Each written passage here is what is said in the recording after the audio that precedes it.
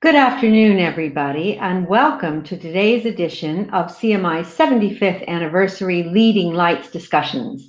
We are celebrating our 75th with a series of interviews of today's leading figures in management and leadership as we seek to increase the diversity and inclusiveness of management and leadership across the UK and beyond, and achieve the building back better and leveling up in a people sense, not just in a places sense. So today I have an incredibly special guest, none other than Pinky Lilani. I'm so pleased she's with us. Pinky is our 2021 Lifetime Achievement Gold Medal winner. So congratulations to her on that. As we celebrate her many, many achievements, she's a motivational speaker. She's a long-standing advocate for women and for others. And she is also the founder of many wonderful awards, including the Asian Women of Achievement Awards and the Future Women Awards. So welcome, Pinky. It's a delight to have you here with us today.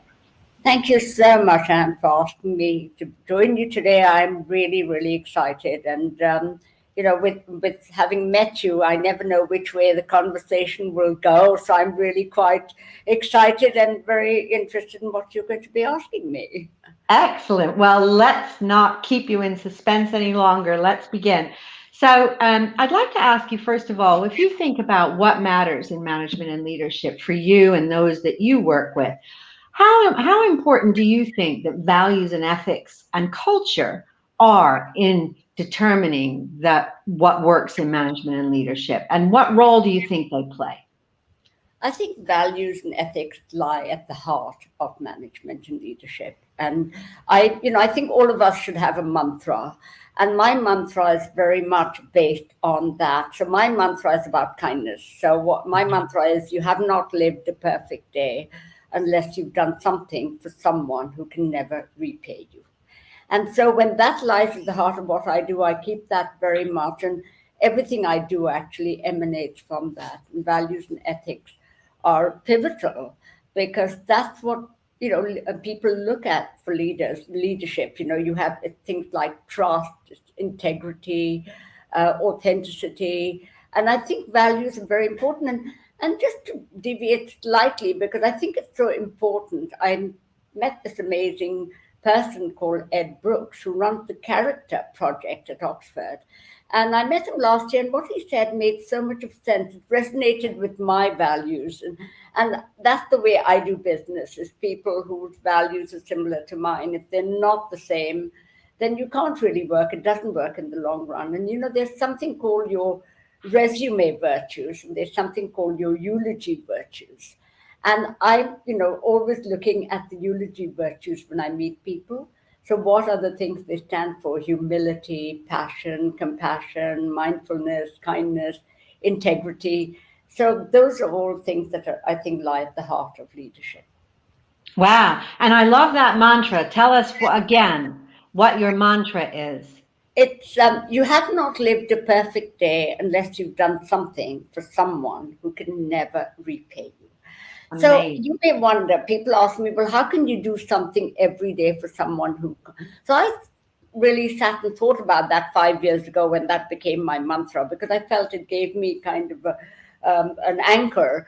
And so every day when I go out to town, and even when I'm not going, actually, I take 5 chocolate gold coins with me.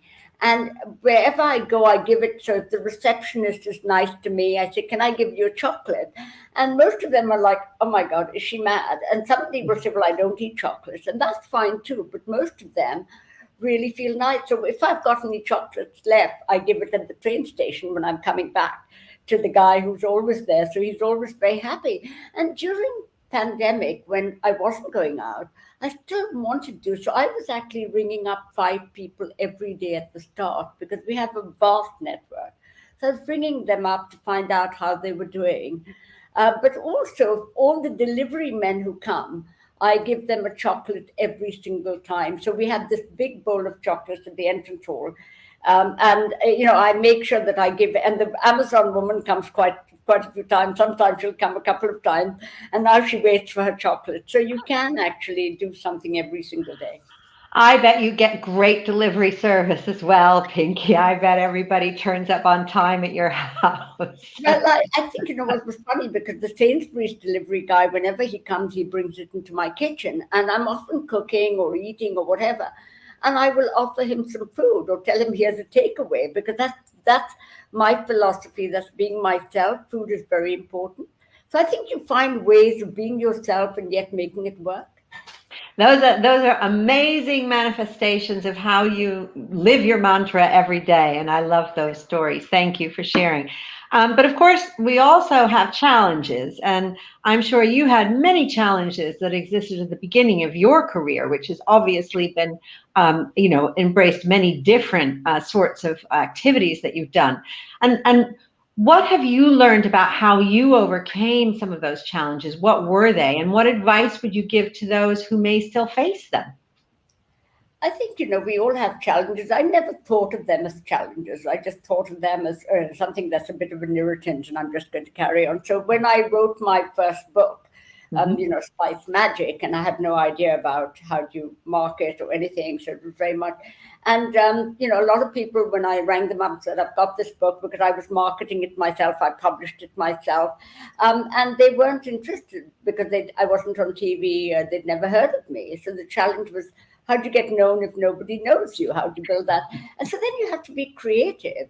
So apparently, when most of us die, we've only done 30% of what we're capable of. So creativity plays a great part in getting over challenges, but also it's the way you view the challenges. I never thought of, when somebody says, sorry, we've never heard of you, and put the phone down. It kind of made me ring up other people and think of other ways of actually, getting over those challenges. Again, when I set up the Asian Women of Achievement Award, the challenge was we needed sponsorship. And again, they wanted to watch before they gave any money.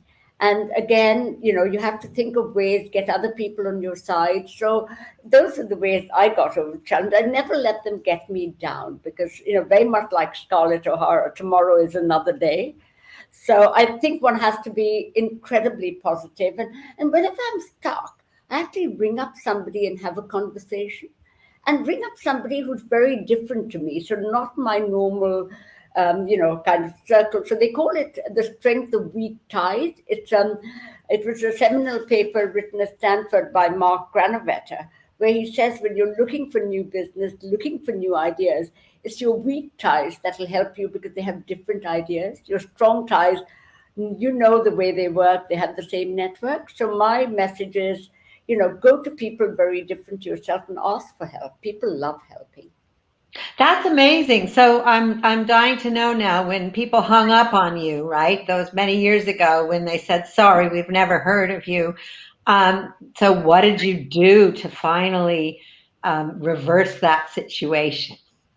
Well, I started telling them, and they thought I was mad. I had written this cookery book. So I said, can I bring in my wok into your bookstore? And I'll plug it in my electric wok and make spicy Bombay potatoes in 5 minutes. Will you let me sell my book? And actually, one of them felt really sorry for me and offered to even have wine there. And the smell of the garlic and coriander got people to come. And, then I thought, this is an amazing model. So once you do it somewhere, then there's a very quick kind of knock-on effect, and you start telling the story. And also, so much of life, and is about luck. It's about serendipity. So I remember meeting one of the journalists from the Times, and I told him, I've written this cookbook, and I knew Miss World at that time, and she was an absolutely voluptuous, stunning, glamorous woman, an Indian woman, and she wanted to learn cookery. So I told the writer from the Times, random, would you like to learn how to cook with Miss World? She's coming to my house for a cookery lesson. So he said, can I bring my photographer? And I said, of course you can. So I gave them a lesson. It was actually a week before my book was coming out. And he wrote an article in the Times, big article, a picture of him. It said there, I could hardly stop my pakoras from igniting. Cooking with Miss World, and very small, and Pinky Lilani. Well, the picture had him with Miss World. I was out of the frame.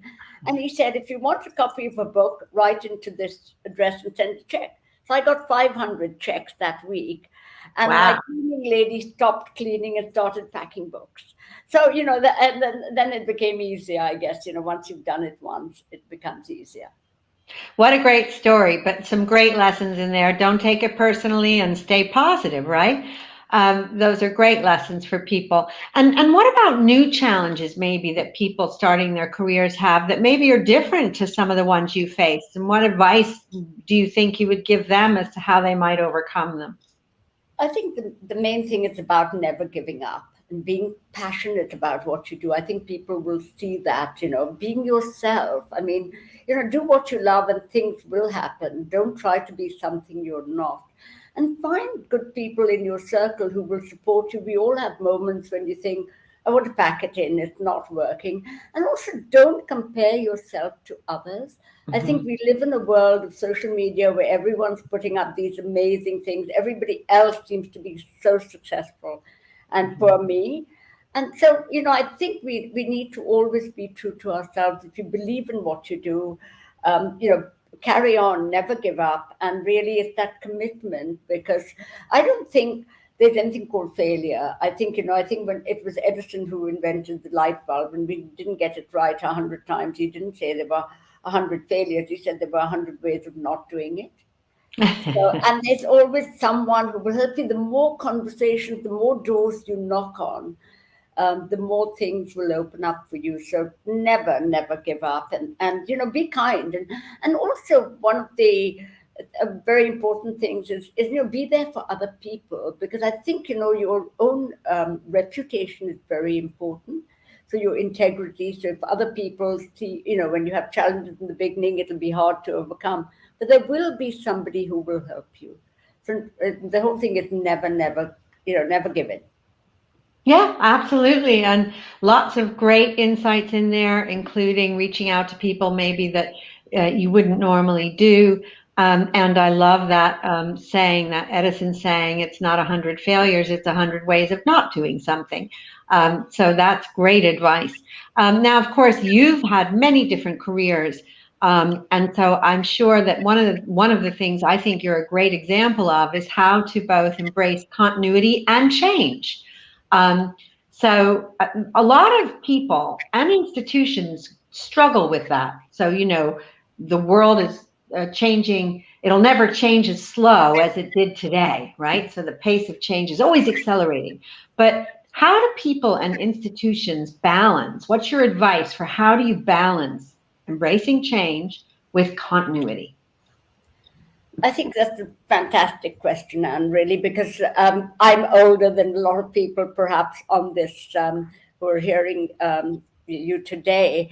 But I think, obviously I've had to change with, when I started the Asian Women of Achievement Award 22 years ago, things were different. I remember writing letters to everyone. And the first year we had the awards, it came by post to my house, the nomination form. So I knew everyone by the time it finished. It's so different now, everything's email, we have social media. And so you have to embrace that change. And, for instance, in our own Women of the Future, we've had to bring on new programs and you don't want to, I think you have to take the best of the past, what's Mhm. really worked, and then carry on and change. Because if you don't do that, we've all seen through the pandemic, the way technology changed our life. We were able to keep in touch with everyone everywhere in the world. So I think, we need to take the hybrid working is here to stay. I think a lot of us don't want to rush back for every single meeting. So we have to embrace that change. And some people may not want to, rush back to the office. They want to do things differently. So change is very important, because I think always when one door closes, it's such an old saying, a new one opens. And I think when you have new blood coming in, it brings new energy. I love it when I suddenly get a new idea. And then how am I going to do it? So we're launching our first truly global program. Is called 50 Rising Stars in ESG.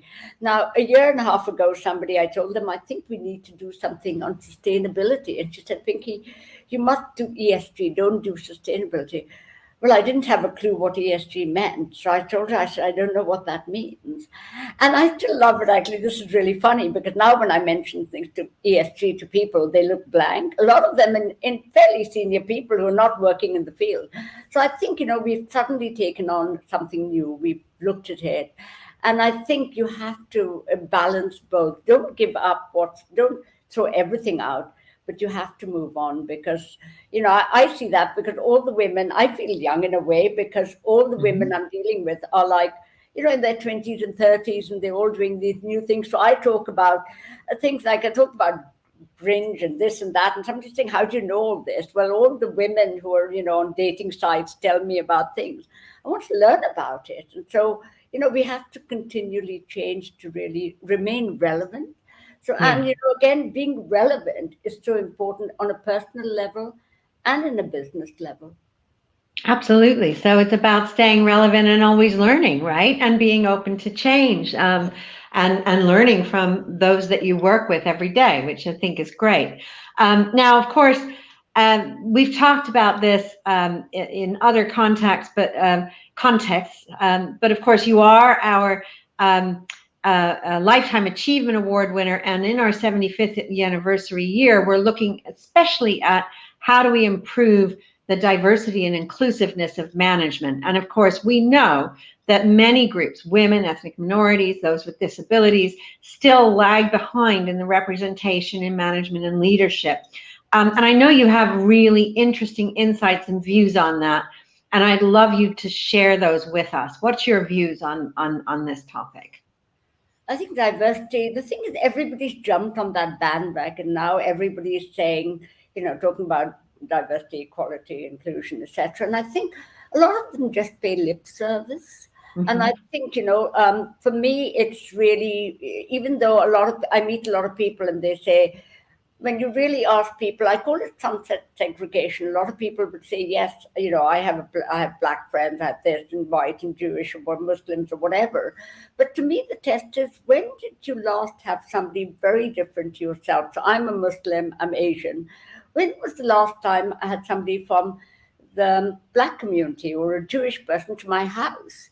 That, when you ask people that question, they actually stumble. There are not many, especially. And so I think, we have to be really aware that we need to bring everybody into the narrative, but give them respect, but also not just like tokenism. I think that's we need to be aware of that, really understand. I know during the pandemic, a lot of women really had a hard time because so many of them told me if they had a meeting at the same time with their husband and there was a child involved, the husband would say, my meeting's more important. So women had a very hard time. And also ethnic minorities, with COVID really hit them in a hard way. So I think, we need to keep diversity at the top of the agenda, but it needs to be really from the heart. It's not about a box ticking exercise. I'm, obviously a Muslim, and I know so many people who are very racist. I'm an Indian, and some of the people I know are really, really racist. And we have to call it out, because some of it is so subliminal. Somebody will say something that it doesn't sound right, but I think we need to call people out. But you can't change people. People will remain racist. They will. I mean, so many people will never change their views. Even in our family, I have people who say, I'll never really go out with someone who's from that background. But I think we have to accept that. And but I think we have to give everybody an opportunity. So, when people talk about women, the whole thing, okay, you can measure that. You can measure, what background people come from. But, also, Anne, there's one thing I feel very strongly about is class. That's something people don't talk about. And yet people are so discriminatory where class is concerned. It's all right to say somebody came from a lower class and then became management. It's not that. It's very subliminal that people are very class conscious. And I know it's in every society, be it America, India, Britain. And that's very hard to actually, take on, because it's very hard to articulate it to people. It's really relevant. In fact, in our 75th, we just did some research on exactly this topic, socioeconomic backgrounds, and we found that actually it is absolutely a barrier. And, if you're from a lower socioeconomic class, you are much less likely to be in the upper echelons of management and leadership. And also, far too few employers even consider class when they're recruiting. Only 14% told us that they actually for example, offered opportunities for school leavers as opposed to university graduates, right? So it's very relevant still, and it's not something that people always feel comfortable about, but it's incredibly prevalent. But I want to go back to what you also said about, for example, discrimination that you've faced and bias, where you say you have to call it out. People are often uncomfortable in doing that. So what advice would you give to people? How do you call it out when you need to? I think, I kind of feel I'd rather deal with it behind the scenes. So if I see it, I want to take the person out separately, tell them. But yesterday I was with somebody who thinks quite differently and says, no, you must do it right in front, but it's the way you do it. And I think people obviously are going to have a hard time accepting that they have been biased and they've been, discriminated against people. But I think if we don't do it, then we're never ever going to solve that problem. I was listening to an interview that Indra Nooyi did, who was the head of Pepsi, and she was saying how when she actually first she was an Indian woman, a first generation person. She didn't have any ambitions of being the CEO. Her advice was do what you're doing really well now. Don't keep thinking of, I want to be the next CEO, because then you're actually distracting yourself. But she said there were several men in the room who would often roll their eyes when a woman said something or kind of, and so she said in the beginning, she never called it out. But she said, you have to say, why did you roll your eyes when I said that? And she said, actually, there are some men who will come to your assistance and help you do that. But I think, you have to be, the way you do things is so important in life. And, how we know, all leaders know it's the way you actually, the language you use is so important. And so I think we need to give tools to all our emerging leaders of how to actually give them scenarios where you work on it and see. And you also have to be comfortable doing it. I'm not a confrontational person, whereas some people are very happy to confront. I'm not, so it wouldn't work with me. But we have to find our own best way of working. So it's about finding the way that works for you, and maybe actually maintaining that empathy and kindness when you're confronting that, right? There is no reason perhaps to make the person, feel incredibly bad. It's just about pointing out. And actually, one piece of advice that's been given to me is that if you focus on the impact it had on you rather than name calling the other person, that can help, because nobody can take away the impact it had on you.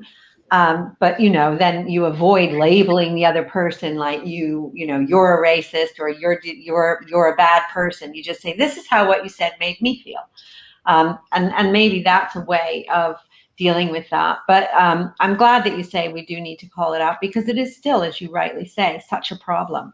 But of course, so I'm interested in your views because you've said this before and you referred to it in our conversation. You're a woman, you're Muslim. I know that also you have a disability, which you also are very open about with your hearing. When it comes to the forms of discrimination, some people say, we really need to tackle these individually. And some people say, no, you actually need to tackle them all together. So, being female, being an ethnic minority, having a disability. What's your view? What's the best way of putting paid to discrimination? Is it to tackle things individually? Is it to roll them all together? Is it somewhere in between? What do you think? The reason why I'd go for individually is if you take everything together, one size does not fit all. So the way you're going to deal with racism or gender inequality or disability may be quite different. That you're not going to use the same strategy for everything. So I think you have to be mindful of that. And I always find if I take everything together, it can be overwhelming. So I think, it's nicer to do it in bite-sized pieces where you feel, because for me personally, every time I have some success, it gives me more confidence, and so I need that success to go on to the next piece of work that I need to do. So for me, it's very much, it should be individualized in the way, but they're all so different. I don't think that you can deal with them the same way. And I think, every organization will have a different culture. And I think culture matters so much in the way you deal with things. So I think we have to be very mindful of what that particular organization, how it deals with issues. Yeah, that's true. And what about the role of organizational leaders in dealing with this versus, for example, or the role of boards or the role of government? How do you see? We've talked about what individuals should do. What do you think organizations and others should do to accelerate progress? I think they're all integrated. We have to look at the way the organization's reputation is so important. So individuals can do a lot, but if the organization is not putting a message out there, if the leadership is really not putting a message out there, nobody takes you seriously. And I found working with different organizations, it comes from the top. If the person on the top is not really walking the talk, nobody else takes it seriously. And for me personally, working with organization, I find that, if the CEO is really committed to something and somebody at another level who has more time to implement at an operations level is working very hard, it has an amazing effect. It comes together. You can't just have the CEO putting messages out there and you can't expect it just to ripple down and everybody take it up. So I think, we must never give up. It must be at the forefront all the time. Because I think what we are talking about gets done, what you measure, you must have accountability. So again, if there's no accountability, nothing happens. So there has to be a commitment from the leadership, from organization, and the government. And just now we all know nobody wants to look at the government for leadership because, everybody is we're all waiting for so many answers. So I think, we have to do, I always feel I want to work on something that I can control. I can't control the way the government works or a big organization, but I can make my own difference. And that's where I can actually make a difference and gives you a sense of commitment you can carry on. Whereas I think the worst thing in life, in any organization you work with, is not having any power, to feel powerless.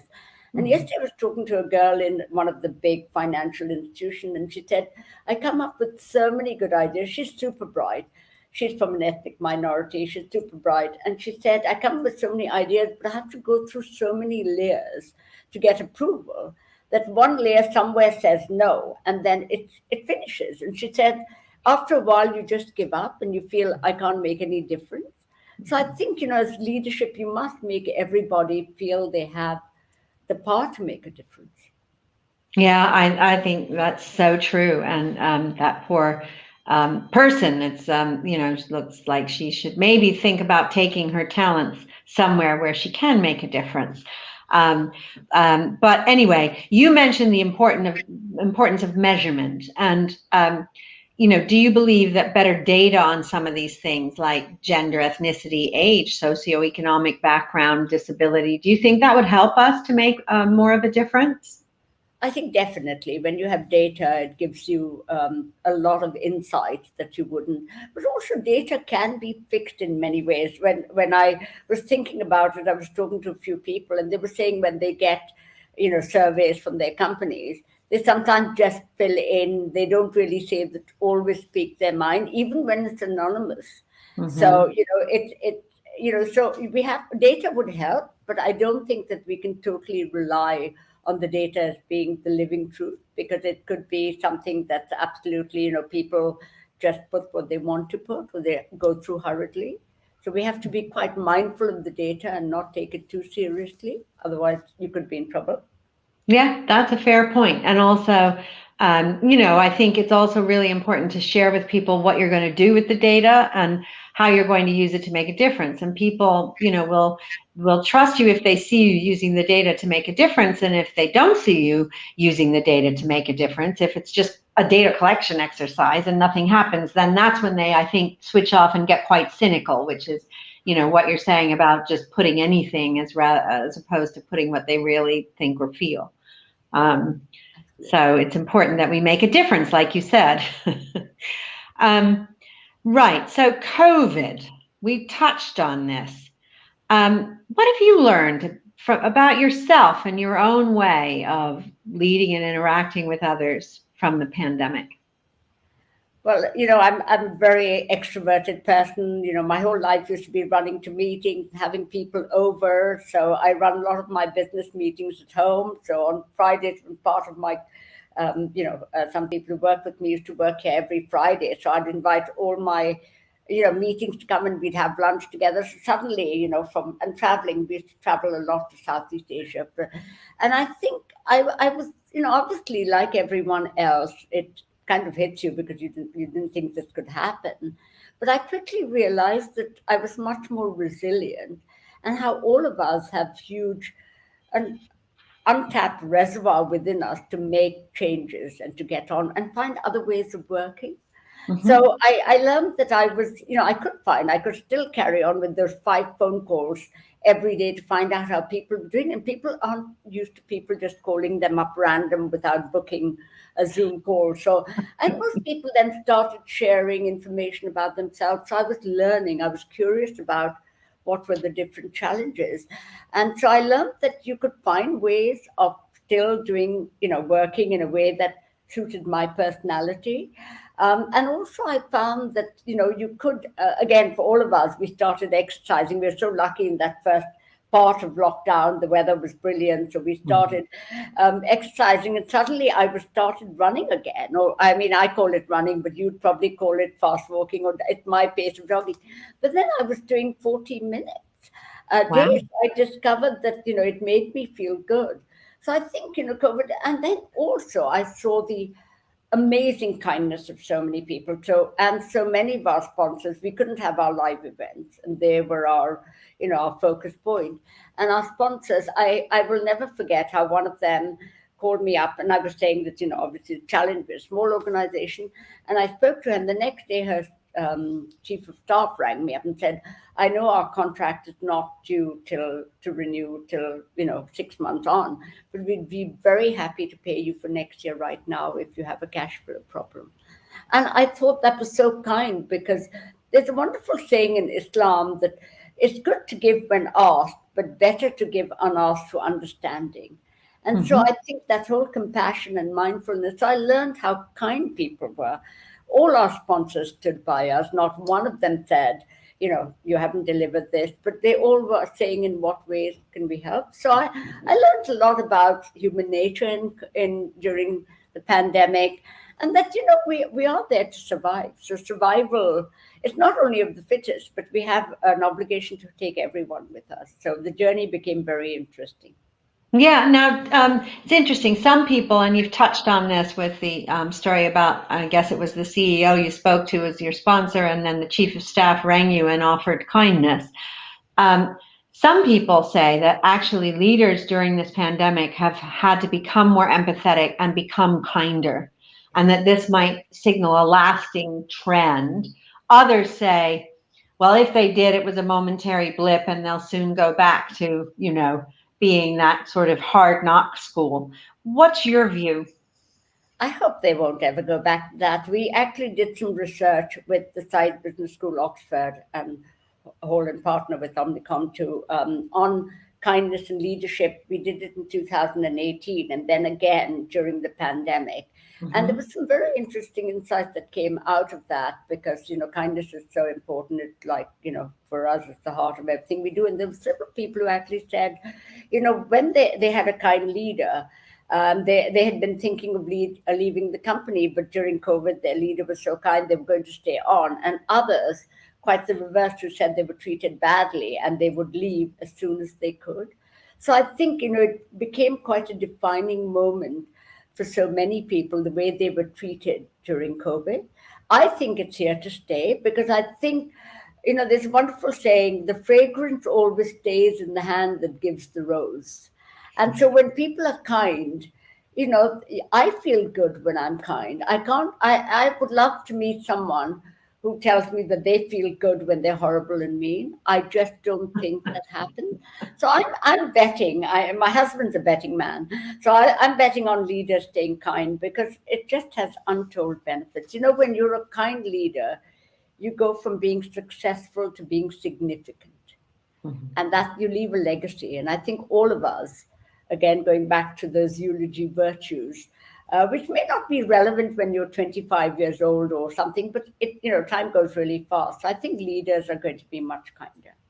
Well, let's hope you're right. I'm like you. I believe it's here to stay. But I want to touch on just a few things before we get to questions. And by the way, we will be taking questions. So if you have a question you want to ask Pinky, please put it in the chat and we'll get to as many as we can. But first, you touched on your sponsors and how they were kind. I want to talk about sponsorship in the workplace and mentorship. Have you yourself been sponsored or mentored? I'm sure you do much mentoring yourself, but do you also sponsor? And can you talk about the difference you think sponsorship makes in people's careers and maybe the difference that mentoring does? I think, and again, incredible question, because I think sponsorship and championing people can change people's lives. Because if you have someone, when you have a champion or sponsor, they will open doors for you without you even asking. To have a mentor is different. Mentors will just kind of tell you what to do. And I think having a champion is so important. I think I had champions and sponsors without even realizing they were there. When I think back, somebody like Sherry Blair, who was the patron of our Asian Women of Achievement Award, she was there when we started. Quite without me even asking, she constantly opened doors for me. And, I think they helped so much. It was the Prime Minister's wife. She'd say, here's somebody doing work with. It carried a lot of weight. I remember the time when the Indian Prime Minister was coming to have lunch with Tony Blair, and his wife was going to have lunch with Cherie at Downing Street. And she said, Pinky, will you come and join us? So I go and have lunch with two Prime Minister's wives, and there were two other people. And the interesting thing was somebody said, my God, didn't you feel a bit out of place? And I said, no, I didn't ask to be there. I was there, and I think we all bring something to the narrative. So I think there were lots of people like that who believed in what I did and sponsored me without really in an official way.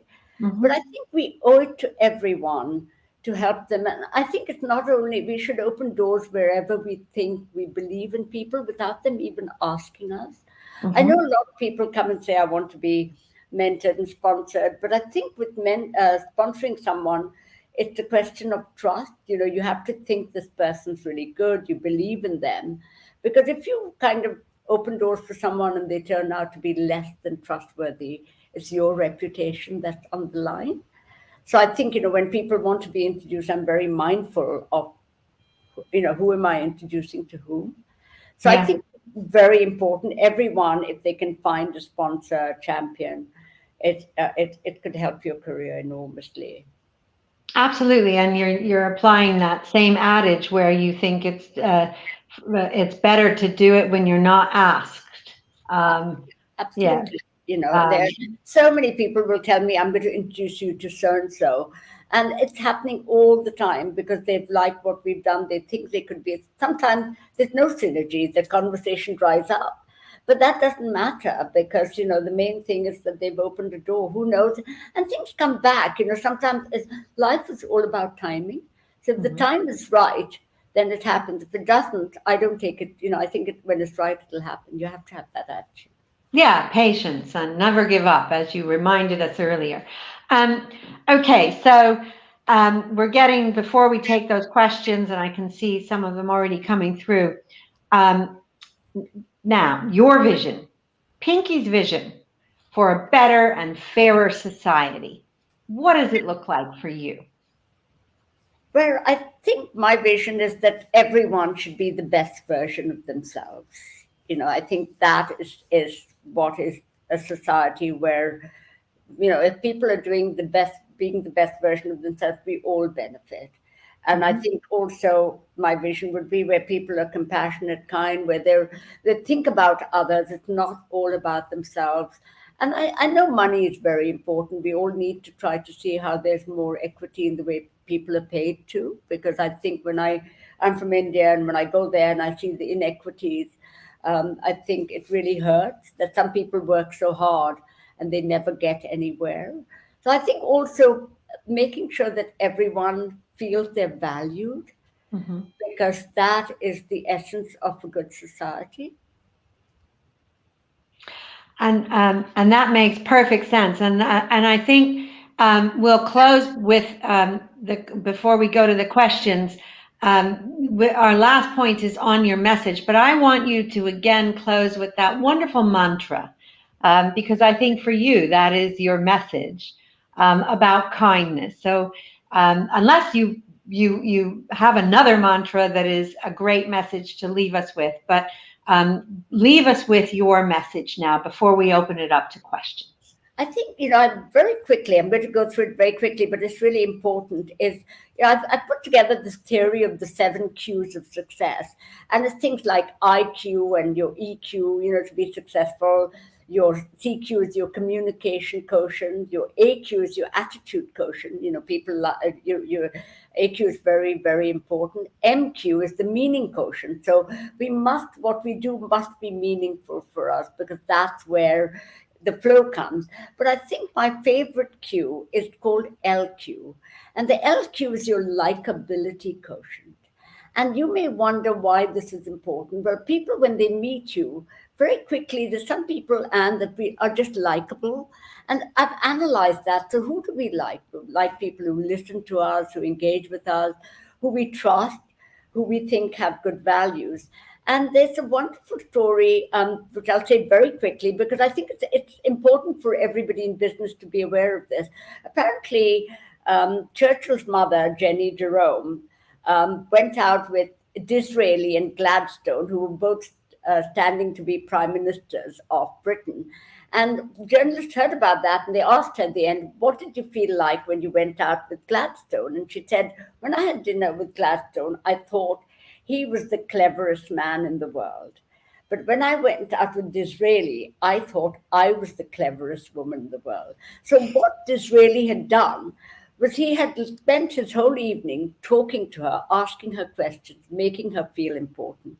So my mantra is so the likability quotient is very important for people to be successful, and people. So going back to why are people likable? So always make other people the center of what you do. Don't make it about yourself. So my mantra is to have that huge reservoir of liking and time for other people. That's a great mantra, and also I love your 7 Qs.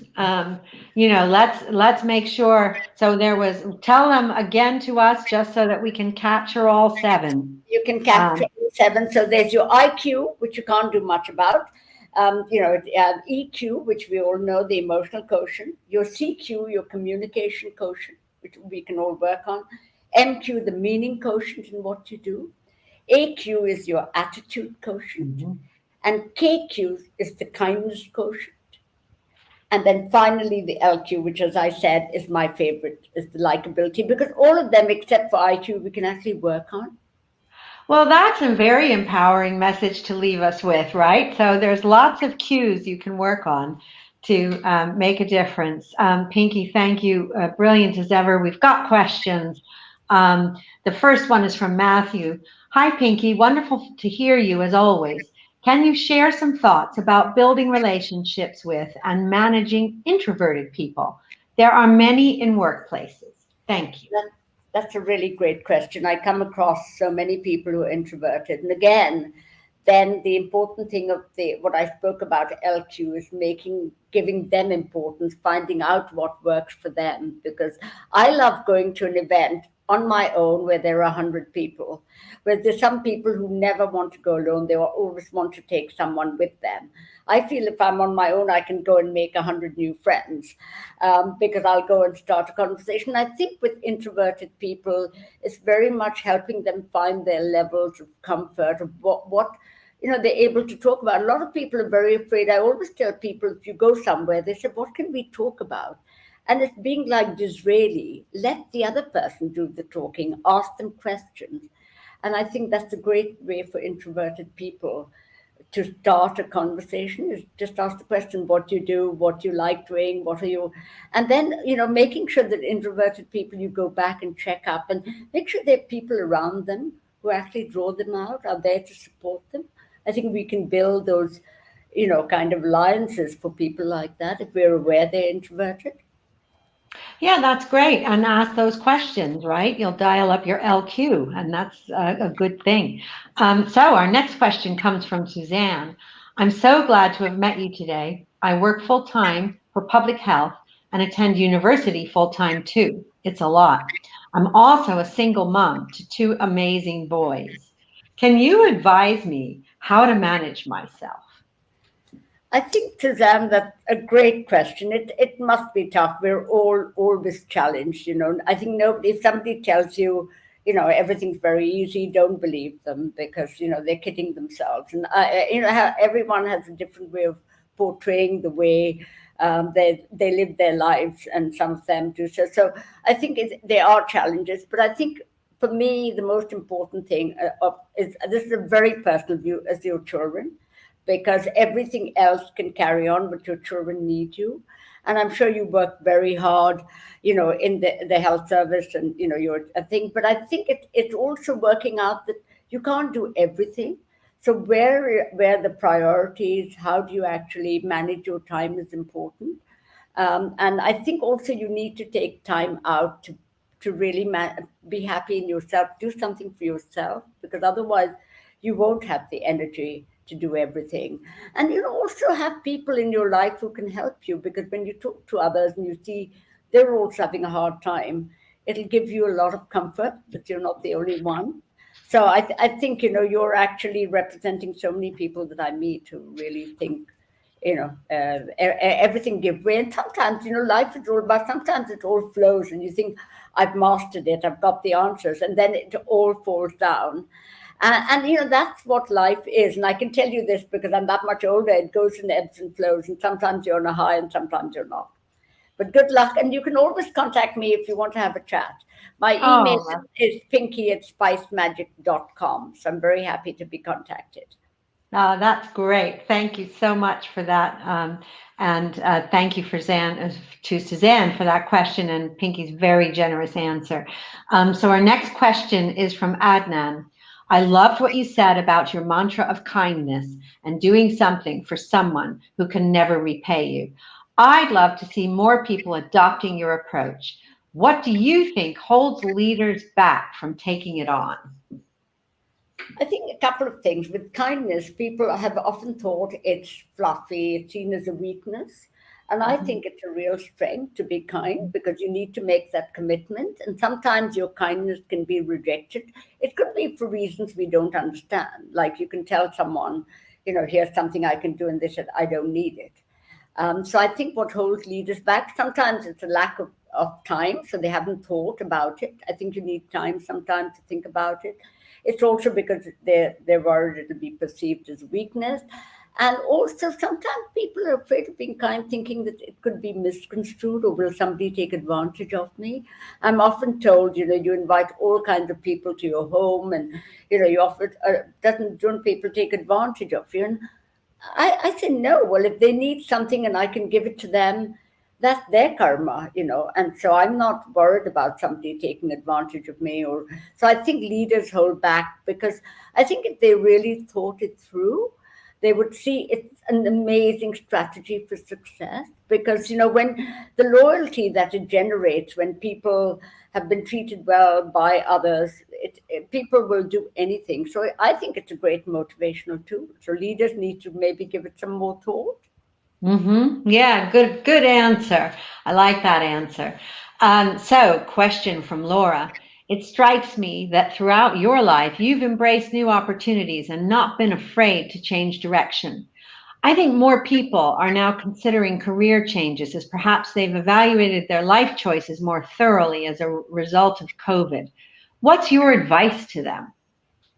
I think, people are going to change careers so many times now. Whereas when I was actually when I was growing up, I had no aspirations, as a lot of you know, of even having a career. I didn't start work till my sons were in school, and I was a yummy mummy really because I didn't have any aspirations. But I think people are going to change a lot of careers, and don't be afraid of change because every change brings some good things, some things that aren't so good, and that is the way life is. I mean, there is no perfect answer for anyone. There are pros and cons to every job. So every time something comes up and I think, oh my God, this is wonderful, and then suddenly you see all the downsides. But I think you have to embrace it and go on. And being we have to take risks because if you don't take risks, you risk even more.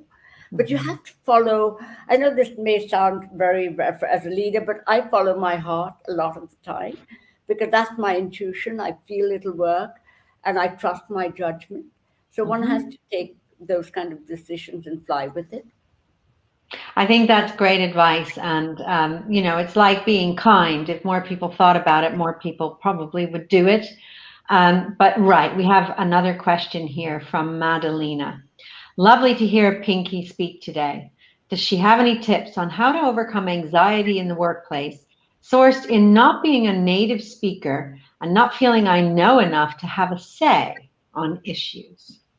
I'll say this, Madeleine, lots of people don't have enough to say at all on issues, and yet they'll carry on talking about it as if they know it. So, I mean, I wouldn't be afraid. I think it's really nice when you have anxieties, is going back to that question of when you're an introvert, is to let maybe other people lead on the conversations because sometimes, it's something so alien to us, so you don't know what to say and you don't want to say something that you goof up.